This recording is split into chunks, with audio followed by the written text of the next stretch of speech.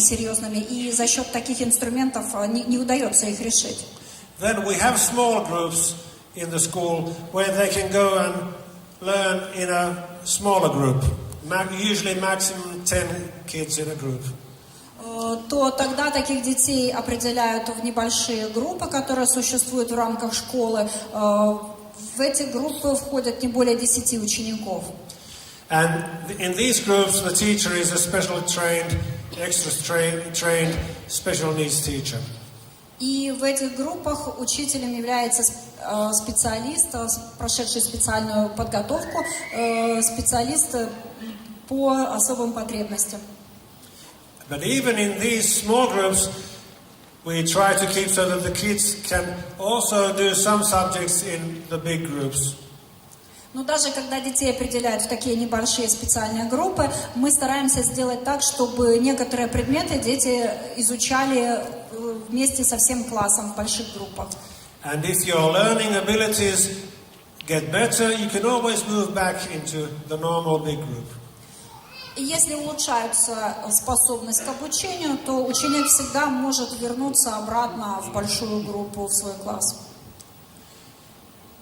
During the school day, we have much recess, free playtime. В течение школьного дня у детей большие перемены и много свободного времени для игр. Typically, a school day is so that 45 minutes lesson, 15-minute break. 45 minutes lesson, 15-minute break.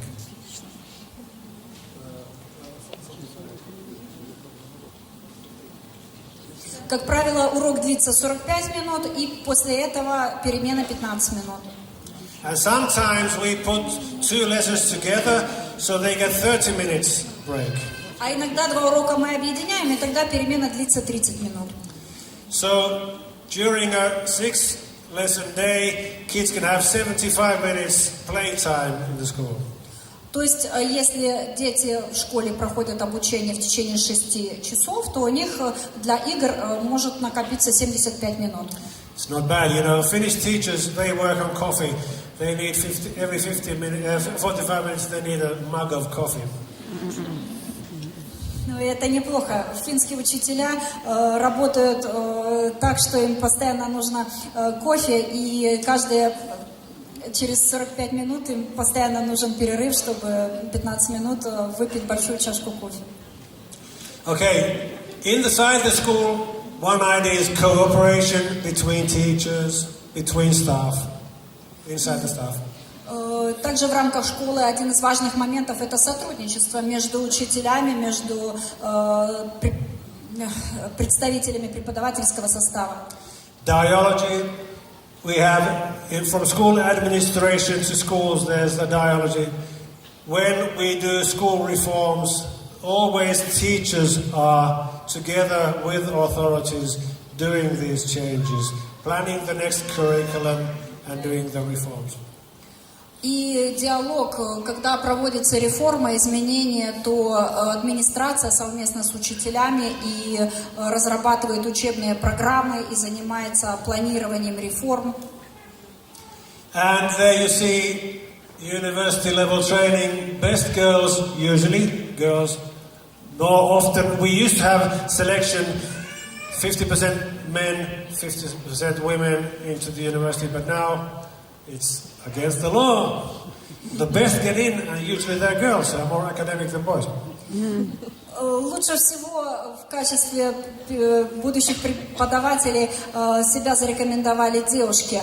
Они показывают лучшие результаты. Раньше отбор был такой, что требовалось 50% мужчин, 50% женщин, но сейчас это противозаконно. И мы отбираем только лучших студентов, ну и девушки лучше себя показывают на вступительных экзаменах. And the teachers, they are trained to be researchers. So it's not a technical training. It's real academic researcher training. И кроме того, от преподавателей требуется, чтобы они были как бы исследователями. То есть это не просто такое техническое научное образование, но требуется, чтобы они умели какие-то исследования проводить.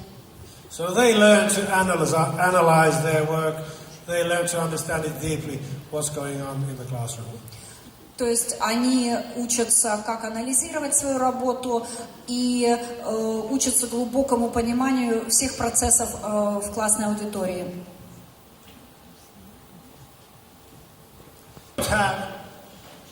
First thing, no corruption. И того, чего у нас нет, это, во-первых, у нас нет коррупции. No child left behind. We're just talking about the support system. Если говорить о системе поддержки, то ни один ребенок не остается без внимания. No market of schools, like I told you, no private schools. We put the money into the public system. Нет какого-то рынка школ. Я уже говорила о том, что у нас только государственные школы, и мы именно в них вкладываем деньги. No dead ends, like I told you in the picture. You can always move on in your studies. There's never a dead end in your studies. Нет тупиковых направлений. Как я вам уже показывала на предыдущем слайде, можно постоянно как бы двигаться дальше в процессе образования, и этому нет конца.